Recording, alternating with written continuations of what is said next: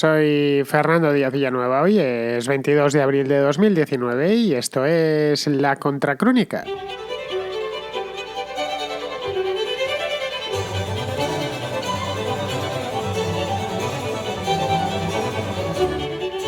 En poco más de 6 meses se celebrarán elecciones presidenciales en Argentina, el día 27 de octubre concretamente.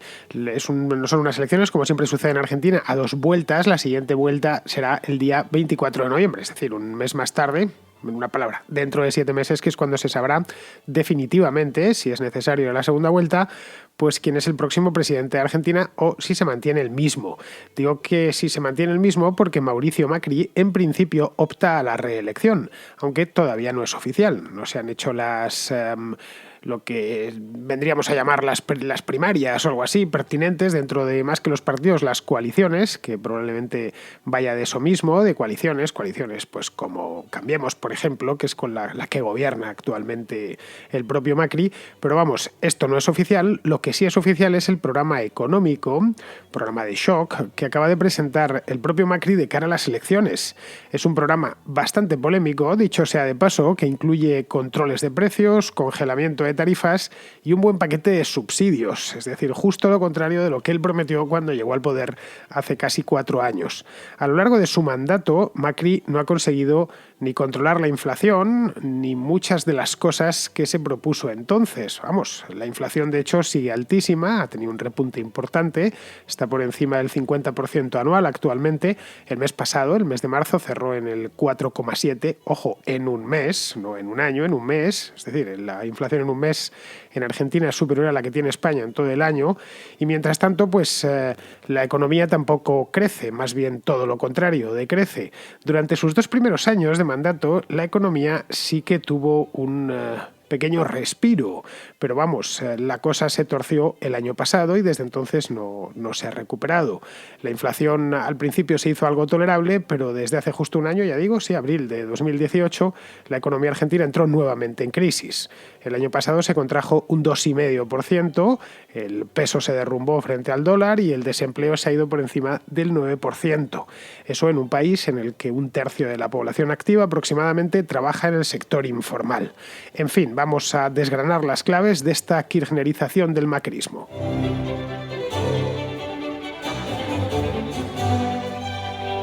Como supongo que ya sabréis, llevan los argentinos hablando de crisis económica desde hace un año más o menos, o incluso diría que algo más de un año. Los hay que lo empezaron a advertir ya con bastante más tiempo de anticipo.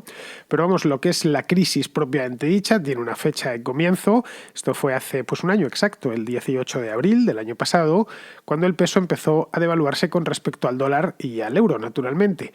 Esto, si miramos las cotizaciones del peso argentino con respecto a las principales divisas, pues vemos que se produce de golpe un subidón. He estado echando un vistazo a los históricos de las divisas y la verdad es que es llamativo.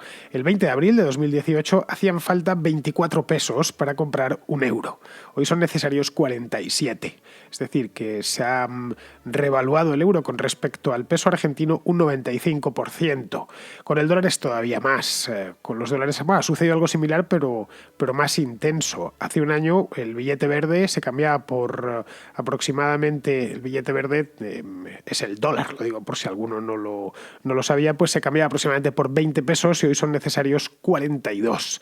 En este caso el incremento ha sido todavía mayor. El incremento o la depreciación, dependiendo de dónde lo miremos o desde dónde lo miremos, estaríamos hablando de un 110%.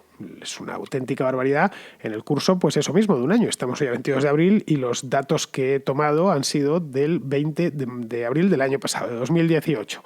Si nos vamos a los, llamémoslo, fundamentales de la economía argentina, es decir, por dónde entran los dólares en aquella economía, es decir, en una palabra, la balanza comercial, lo que vemos es que es deficitaria. Es un país que importa más de lo que exporta. Necesita dólares en el extranjero, adquirir dólares en el extranjero para poder comprar todo tipo de productos, especialmente productos manufacturados. Si vamos a otra gráfica y miramos exactamente lo que importó a lo largo del año pasado Argentina, pues vemos que la mayor parte de ellos, la mitad de las importaciones, más de la mitad de las importaciones, de hecho, son vehículos y maquinarias. He estado mirando y es el 52% de las importaciones argentinas que necesita comprarlas, bueno, pues en Estados Unidos, en China, en Europa, en Brasil, donde sea. Pero esos pagos los tiene que hacer en dólares. ¿De dónde obtiene esos dólares? Como obviamente no los puede imprimir, pues que ya le gustaría a Macri poder imprimirlos, pues los tiene que conseguir vendiendo productos que les paguen en dólares, es decir, con exportaciones. ¿Qué exporta Argentina? Pues hoy por hoy, básicamente, más de la mitad de sus exportaciones son graneles agrícolas, materias primas tipo soja, grano o maíz. Esto es, de nuevo, más de la mitad. El 52% de las exportaciones de Argentina a lo largo del año pasado fueron estos tres productos, estas tres grandes categorías de productos: soja, grano y maíz, para comprar vehículos y maquinaria, y todo tipo de maquinaria. Argentina exporta bien, es un país muy grande, es un país que además con un sector exportador muy dinámico, grandes superficies para plantar y hacer crecer pues este tipo de cereales, como por ejemplo el trigo. Pero desde hace pues aproximadamente unos 5 años lo hace a menor precio del que solía hacerlo. La soja, por ejemplo, que es la principal exportación argentina hoy, está un 50% más barata que en el año 2014. Es decir, ha pasado, y tengo aquí el dato porque he estado echando un vistazo mientras me preparaba este programa, estaba a $15 el bushel, que son aproximadamente unos 27 kilos. El bushel es como los estadounidenses, la unidad que los estadounidenses utilizan para este tipo de graneles, pues ha pasado de 15 a $8 de promedio. Estoy hablando desde el año 2014. El maíz ha caído un 30% en el mismo periodo, pero es que si nos vamos a un periodo un poquitín más largo, nos vamos 2 años más, a 2012, pues vemos que ha caído un 55% y el trigo ha caído un 40%, en el mismo periodo. Bien, un país que, no diré que vive, pero sí que obtiene las divisas que necesita, o buena parte de las divisas que necesita, vendiendo este tipo de materias primas, pues cuando estas materias primas caen de una manera tan acusada, lo hemos estado viendo, pues los precios se reducen en muchos casos a la mitad, pues lo nota inmediatamente. Cuando Macri llegó al poder, esto fue en diciembre del año 2015, después de aquellas elecciones que a todos nos sorprendieron tanto, por fin se acababa sorprendieron a mí, por lo menos hasta me agradaron, porque me parecía muy bien y además necesario que el kirchnerismo se acabase. No había sido un buen gobierno para Argentina y no había más que ir a los datos para comprobarlo. Pues en aquel momento las materias primas ya estaban en caída libre. Los datos que os he dado, si os fijáis, me he ido al año 2014, no al año 2015. En el año 2015 ya habían caído sustancialmente, es decir, un año más tarde de la llegada al poder, o el momento de la llegada al poder de Macri, las materias primas llevaban un año o año y pico cayendo, en algunos casos, por cierto, a plomo. Es decir, que esta caída no es algo que le haya sorprendido a mitad de mandato, con todos los números hechos, una política económica ya adoptada, una estrategia concreta, y de pronto pues se encuentra con que el mercado internacional, del que en buena medida depende, se viene abajo y tiene que improvisar sobre la marcha. No, en absoluto. Él sabía a lo que se enfrentaba desde el minuto 1 y ni siquiera es que le cambiase el ciclo al poco de llegar o según llegaba. No, el ciclo ya había cambiado, el ciclo de las materias primas había cambiado un año antes. Pero en lugar de acometer las reformas que muchos esperaban, especialmente sus votantes, lo que hizo fue mantener una especie de kirchnerismo atenuado, con la esperanza puesta, pues ya sabéis, un poco en la magia, en que el precio internacional de la soja repuntase por arte de birli-birloque, básicamente, y que eso pues volviese a inundar de dólares la economía nacional. Es la famosa lluvia de dólares de la que se viene hablando en Argentina desde hace bastante tiempo, y a la que el propio Macri se ha referido en bastantes ocasiones. Hace no mucho, creo recordar, el año pasado volvió a decirlo, que Argentina iba a ser protagonista de una lluvia de dólares que iban a empezar a entrar por todos los lados. Según sus cálculos, y los suyos y los de su equipo económico, creo que más los de su equipo económico, Macri es un político en estado químicamente puro a día de hoy, no podemos decir que sea un gestor, ni mucho menos un entendido en economía, pero él se rodeó desde el principio de un equipo de economistas o de supuestos expertos. La idea que tenían estos expertos era que en algún momento, cuando se recuperase la confianza, que era una cuestión de pocos meses, empezarían a llegar inversiones de todo el mundo. Iba a ser la famosa lluvia de dólares. Por un lado iban a subir las materias primas porque no podían estar la soja no se podía estar pagando tan mal durante mucho tiempo, primera presunción errónea, y luego que su sola presencia y que tuviese un aspecto más aseado que el de sus predecesores, eso iba a conseguir que los empresarios del mundo se peleasen por aterrizar en Argentina e invertir allí. Como si las inversiones dependiesen solo de que te guste más o menos el presidente de turno, como si no dependiesen de otros factores. Es decir, que según apareciese él por allí, hiciese 3 o 4 viajes de alto nivel, pues todos los grandes inversores de Estados Unidos, de Europa, de Extremo Oriente, iban a correr a dejarse los cuartos en Argentina. Esta era la tesis de gente como Marcos Peña, que es el jefe de gabinete de Macri, o de Luis Caputo, que fue el antiguo gobernador, bueno, hasta hace no tanto, hasta el mes de octubre del año pasado, del Banco Central de Argentina, o de Nicolás Dujovne, que sigue siendo, de hecho, el ministro de Hacienda, el todopoderoso ministro de Hacienda. Pues esta era la tesis fantasiosa, denominémosla así porque era fantasiosa y sigue siéndolo, que lo fiaban todo a la presencia de Macri, a su mera existencia, como si él mismo, con su amplia sonrisa y sus ojos claros, fuese un argumento financiero sólido. Si echamos la vista atrás y nos vamos al año 2016, por ejemplo, al año 2017, vemos que la filosofía que acompañaba toda su acción de gobierno era básicamente esa. Y claro, no era así. Obviamente no era así. El alza milagrosa de las materias primas finalmente no se produjo, tal y como se preveía. A fin de cuentas, el alza, que bueno, no fue milagrosa, tuvo una explicación bastante racional, pero ese alza desorbitada de las materias primas a lo largo de los últimos, del año aproximadamente el 2005 al 2015, esa década, tuvo un protagonista, y el protagonista era un crecimiento desmesurado de China, más que se estaba refugiando en las materias primas buena parte de la liquidez mundial. Simple, con economías muy recalentadas, especialmente al principio, las de Estados Unidos, algunas economías europeas, y se refugió ahí. Había mucha demanda de prácticamente cualquier materia prima. La que escojamos, durante esos años subió su precio. Lo anormal era ese alza. Lo normal viene a ser lo que tenemos ahora. No están baratas, pero tampoco están tan caras. Un error parecido cometieron, por ejemplo, en Venezuela, con la idea de pensar que el petróleo siempre iba a valer 100, 110 o 120 dólares el barril. Bien, pues en esta estaba Macri. Kirchner había cometido ese error, pero bueno, con Kirchner lo dábamos por descontado. Y mientras tanto no acometió ni una sola reforma en profundidad, que era lo que le pidieron los argentinos con el voto en el año 2015. Reformas, estoy hablando, necesarias sobre un Estado hipertrofiado que gasta el 40% del PIB, que arrastra un déficit de 26.000 millones de dólares anuales, es decir, aproximadamente el 5% del PIB de Argentina, y que debe casi $500 millones. Que esto vendría a ser pues entre el 85 y el 90% del PIB de Argentina de este año.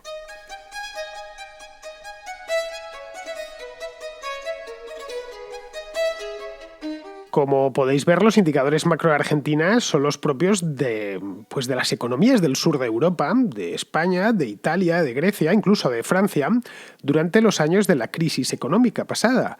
Pero claro, sin tener ni la industria ni la capacidad de innovación que pueden tener los italianos o los franceses, o me atrevería incluso a decir la economía española, con un montón de multinacionales distribuidas por el mundo y, por supuesto, sin el euro. Y dependiendo de productos como la soja y el maíz, que son productos en los que Argentina es muy competitivo, pero que no es el único país del mundo que puede producirlos.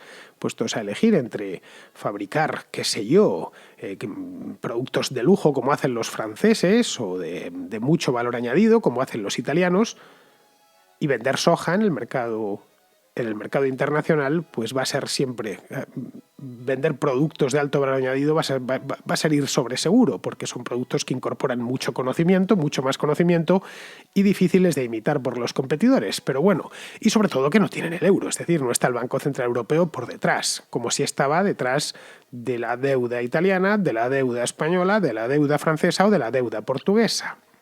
Pues bien, en todos estos años, Mauricio Macri ha sido incapaz de mejorar la competitividad de la economía argentina. Esto nos vamos al índice de competitividad global y no ha mejorado apenas. Ha sido incapaz de abrir su mercado al exterior, cosa que había prometido, de aligerar la regulación o de reducir el tamaño de la administración. Todas estas cosas no es que son deseos míos, que además también lo son. Me gustaría, y mucho además, que Argentina mejorase económicamente, pero por muchas razones, entre otras porque me gusta que a los argentinos les vaya bien. Este programa, sin ir más lejos, tiene patronos argentinos y me encanta que les vaya bien y un montón de oyentes argentinos.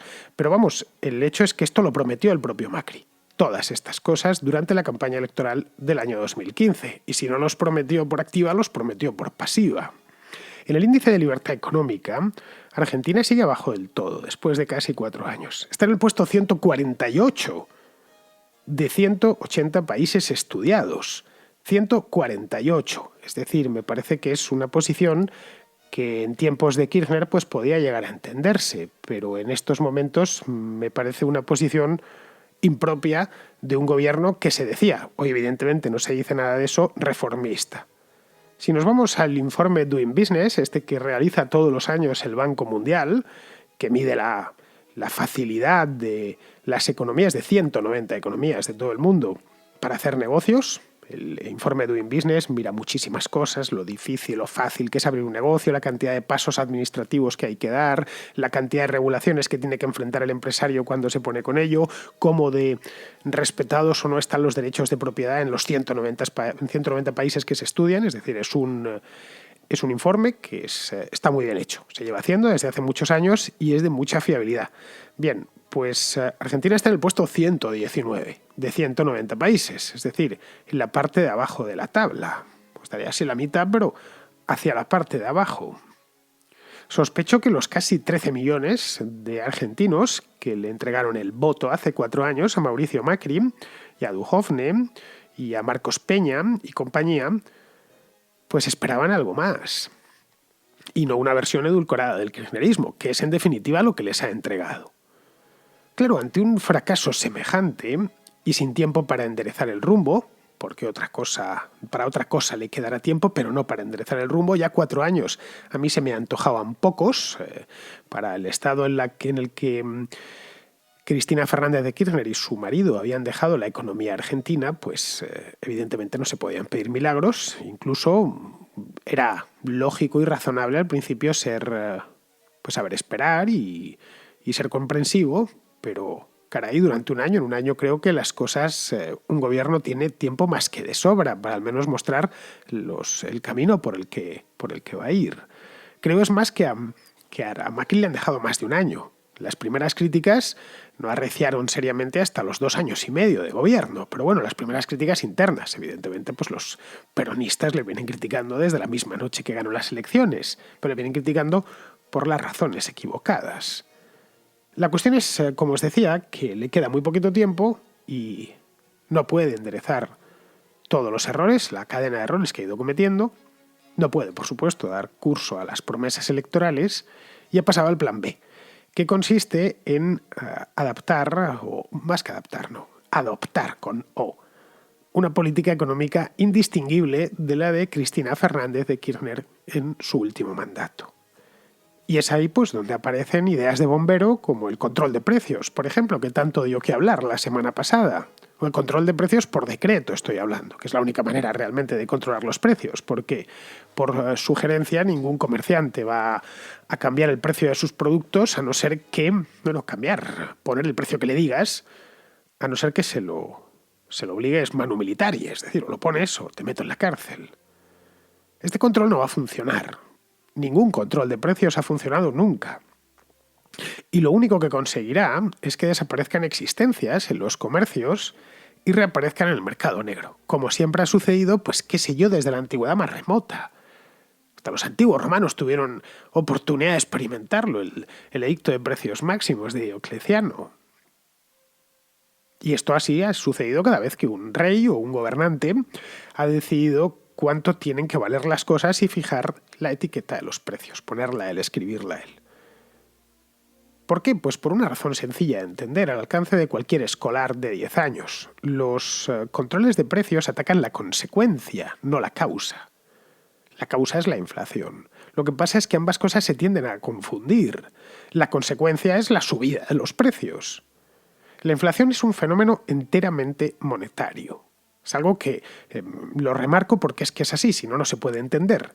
El dinero, como cualquier otro producto, y el dinero no deja de ser un producto, tiene su propio mercado. Si se incrementa artificialmente la oferta de dinero, porque el gobierno decide, qué sé yo, imprimir billetes o porque quiere envilecer la moneda, cuando las monedas todavía eran de metal. La contrahistoria ha estado a lo largo del último mes haciendo una historia de la moneda en España y en Portugal a lo largo de los últimos 2000 y pico años, desde que apareció, y hemos visto en los otros 4 capítulos cómo una y otra vez los reyes, desde tiempos de Roma, tenían como afición predilecta envilecer las monedas, desatar la inflación y automáticamente subían los precios. Y en algunos casos se producían hasta el propio repudio de esa moneda. Esto en Argentina no ha llegado, pero sí ha llegado en países como Venezuela, donde el bolívar, como bien saben los venezolanos, no vale absolutamente nada. El hecho es que, volviendo al argumento principal, si se incrementa artificialmente la oferta de dinero, mediante la infinidad de instrumentos que el gobernante tiene, el precio del dinero cae, ya que al haber mucho más disponible, el poder de compra de ese dinero también lo hace. Es más que evidente. Es decir, no descubro nada nuevo, es el ABC del dinero. Todos lo sabemos o lo intuimos. Si mañana, pongamos por caso, el gobierno nos ingresase a todos, vamos a imaginar, esto no va a suceder y esperemos que no suceda porque no serviría de nada. Además, y ahora lo explico, vamos por caso que mañana el gobierno nos ingresa a todos 1 millón de euros en nuestra cuenta bancaria. Miramos el extracto por internet y decimos, caray, soy millonario. Ayer andaba pelado con 3.247 euros en la cuenta, lo justito para cometer los pagos, y hoy tengo 1 millón. Soy como Cristiano Ronaldo. Bueno, Cristiano Ronaldo tiene mucho más, aunque no en la cuenta, precisamente. Pues no, pero podríamos pensarlo, pero no seríamos millonarios, ¿eh? No, a pesar de que nos causase esa impresión. Simplemente pasaríamos a pagar el litro de leche o la barra de pan a 1 millón de veces más cara. Simplemente sucedería eso. Si el gobierno quisiese mantener el precio actual de la leche antes de habernos ingresado ese dinero mediante una ley de precios máximos, la leche desaparecería de los supermercados y tendríamos que adquirirla en el mercado paralelo a su precio real. Es decir, a 1 millón de euros el brick de leche o la barra de pan. Digamos, no puede ser, si yo era millonario y por la mañana y hoy por la noche veo que estoy como estaba, pero con muchos ceros más en la cuenta bancaria. No ha servido absolutamente de nada controlar los precios, poner precios máximos. Esto no sé si Macri lo conoce, algo tan elemental, entiendo que sí. Porque tonto no es. Mauricio Macri tiene otras cosas, pero de tonto no tiene un pelo. Pero claro, es que en esto Macri no ha pensado en términos económicos, sino políticos. O peor aún, en términos electorales. Llevan esto meses, además, no es cosa de ahora. Desde que a finales del año pasado pidió un crédito al FMI, como el que pide una botella de oxígeno. La inyección esta de urgencia pues le permitió evitar la suspensión de pagos, pero la depreciación del peso, la inflación y la contracción del PIB siguieron ahí. No cambió absolutamente nada. Fue algo parecido aún a la copa de whisky que se toma el borrachín en plena resaca. Le alivia 10 minutos, pero luego vuelve a la descomposición, el dolor de cabeza y todos los efectos secundarios propios de la resaca. Como ve las elecciones cerca, porque es que están realmente cerca, solo 6 meses vista, y quiere seguir en el poder, esta vez no va a servir una copa, no va a bastar solo una copa de whisky, sino que se ha dispuesto a beberse una barra libre entera. Una obstinación en el error que le terminará pasando factura, es inevitable. Bueno, a él y a todos los argentinos. A él porque, puestos a elegir entre el original y la copia, el votante siempre se quedará con el original. A los argentinos porque la crisis empeorará con los meses, eso es indiscutible, frustrando de paso cualquier solución sensata. En fin, ya solo queda esperar qué hará el kirchnerismo con sus múltiples denominaciones y hasta dónde quieren elevar la apuesta.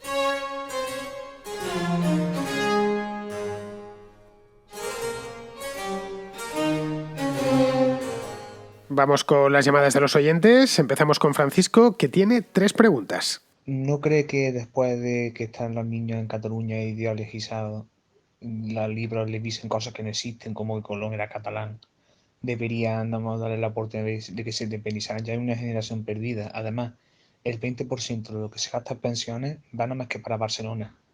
No Cataluña, sino el 20% del gasto en pensiones en Barcelona, no Cataluña, del total. Eso sería un gran ahorro para la arca del Estado. Creo yo que no beneficiaría mucho que Cataluña se independizase, tanto económicamente como ideológicamente. Ya están perdidos con los niños. No sé si estás de acuerdo conmigo. Segundo, Vox, ¿qué opinas sobre Vox? ¿Es fascista o es un uso de aire fresco liberal, al menos desde el punto de vista económico? Y tercero, ¿no cree que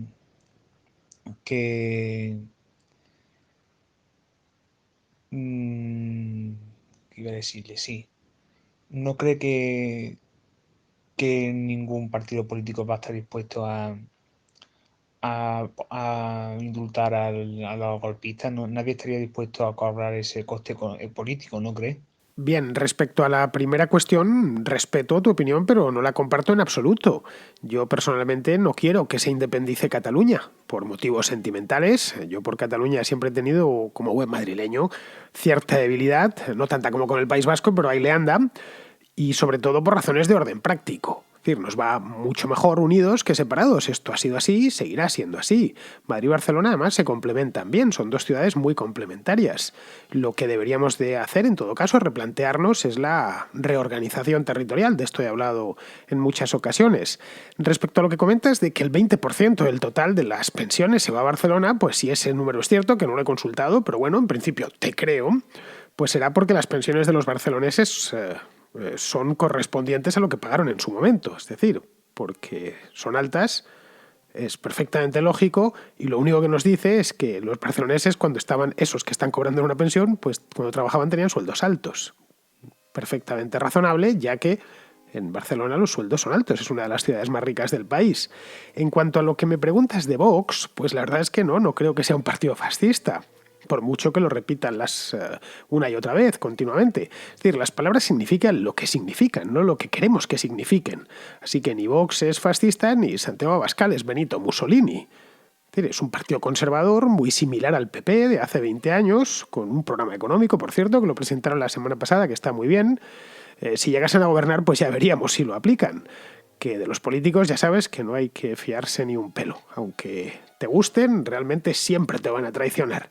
Y en cuanto a la tercera, pues supongo que si Sánchez termina gobernando, sostenido por Podemos y por los nacionalistas, pues indultará a los líderes del proceso, no por nada, sino porque se lo pondrán como condición para gobernar sus propios socios.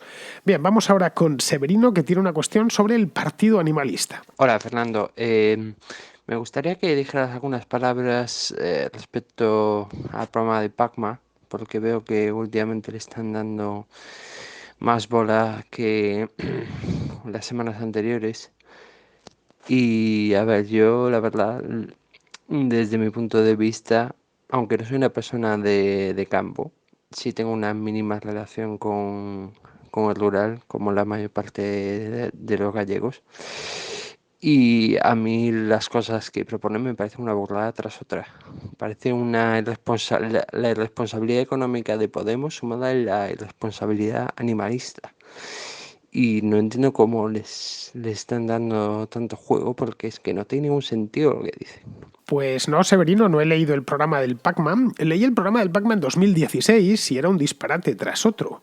Todo lo que sé de su programa, el de este año por lo menos, es una entrevista con su candidata en El Mundo que leí hace una semana, creo que fue, no sé si el miércoles o el jueves pasado, y en la que decía que era, y esto es textual, madre de 3 gatos. El entrevistador debió preguntar por el padre. Yo desde luego lo hubiese hecho. En fin, que unos días después esta misma mujer la vi dando de comer, creo que la vimos todos porque esto salió en un vídeo por Twitter, dando de comer a un buey. Marius se llamaba el buey. Estaba en un prado pues dándole unas hierbas o no sé qué tenía en la mano, dándoselas de comer al buey. Hasta aquí todo correcto, por supuesto que está muy bien eso de dar de comer a un buey, si te gusta. El problema es que ella decía que era un toro bravo y que los toreros eran unos cobardes por lidiar animales tan pacíficos. Bien, aparte de la ignorancia, que seguramente no lo era y se trataba de simple manipulación, lo preocupante en este vídeo es la irresponsabilidad de decirle a la gente que pueden acercarse y alimentar un toro bravo.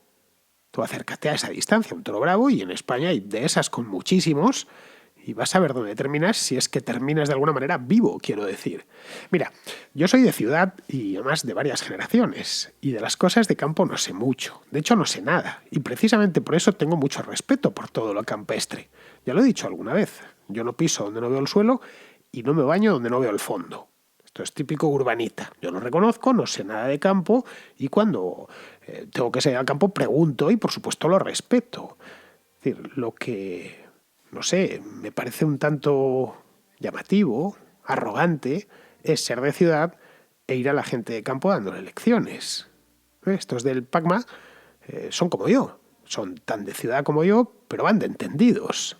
La candidata, una tal Laura Duarte, es de Vigo y vino a Madrid a los 24 años a estudiar periodismo. O sea que esta sabe de campo lo mismo que yo. Bueno, incluso menos, porque a mí me gusta pasear en bici por la Casa de Campo de Madrid, que es naturaleza salvaje. Bueno, hay conejos, es decir, casi salvaje, con la ventaja de que no pierdes de vista la ciudad.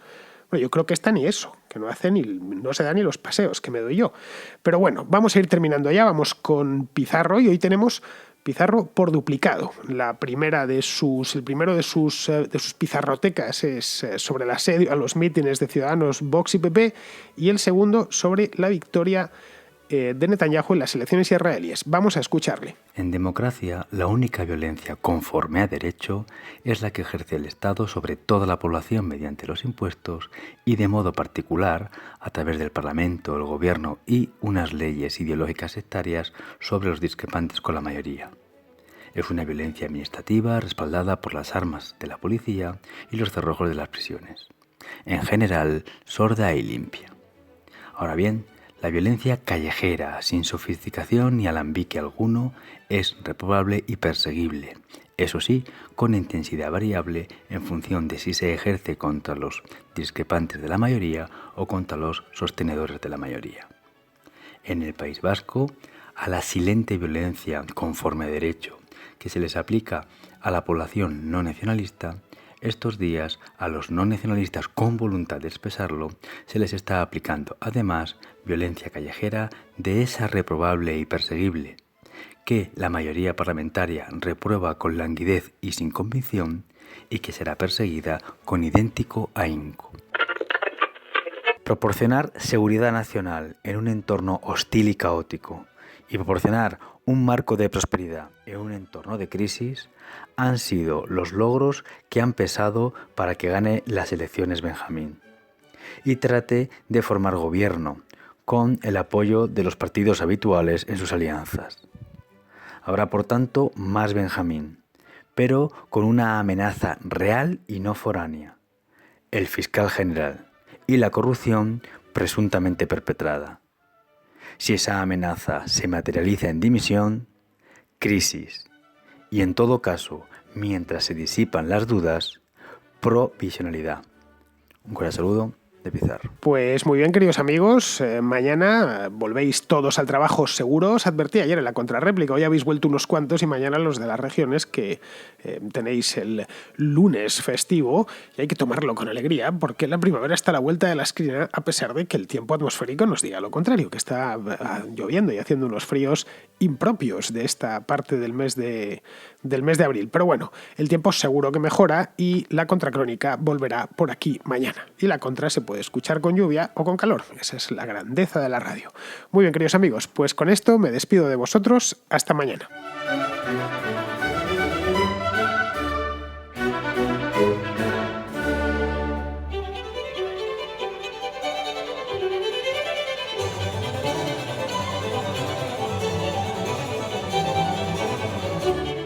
La Contracrónica y la Contrahistoria son dos programas de radio independiente que existen gracias a sus oyentes. Si te gustan, puedes patrocinarlos. Lo puedes hacer de dos maneras: a través de patreon.com/Díaz Villanueva o instalando la aplicación de iVoox en tu teléfono y pulsando la tecla Apoyar.